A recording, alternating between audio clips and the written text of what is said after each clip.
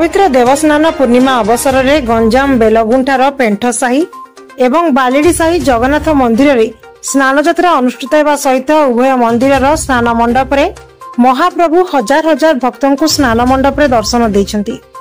रीतिनीति मुताबक भोर 5टारे मंगल आरती हेबा परे स्नानर मंडप को दधिवामन मदन मोहन एवं माधवंकर पहंडी अनुष्ठित होइतिला। एहा परे सूर्य पूजा सप्त कलश पूजा दुर्गा माधव पूजा करा जाई दही क्षीर महु घृत हरिद्रा स्नान परे 108 सुबासित जल रे ठाकुरंकर महास्नान नीति अनुष्ठित होइतिला। महास्नान परे ठाकुरंकर गजानन वेश करा जाय 108 आरती अनुष्ठित होइतिला। एहा परे महाप्रभुंकर दैनंदिन नीति मध्याह्न धूप विभिन्न प्रकार भोग करा जाय महाप्रभु अपराह्न 4टा परे अणसर पिंडी को विजय करथिले।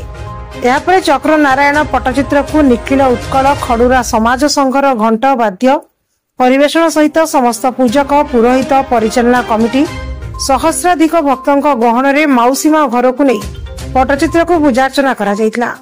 समस्त कार्यक्रम को पूजक पंडित श्याम सुंदर पंडा राधामोहन दास लिटू कुमार पति बलराम पंडा पुरोहित दुर्गा प्रसाद पति शुभकांत पति गजेन्द्रनाथ पति गौरीशंकर पति हाड़ीबंधु पति दैतापति अर्जुन पंडा बाबुनु पंडा गौरांग साहू महेश्वर पति सदाशिव पाणिग्राही प्रमुख परिचालन रे सहयोग करथिले। परिचालना कमिटी चिदानंद पात्र तत्वावधान रे समस्त कार्यक्रम परिचालित होइतिला।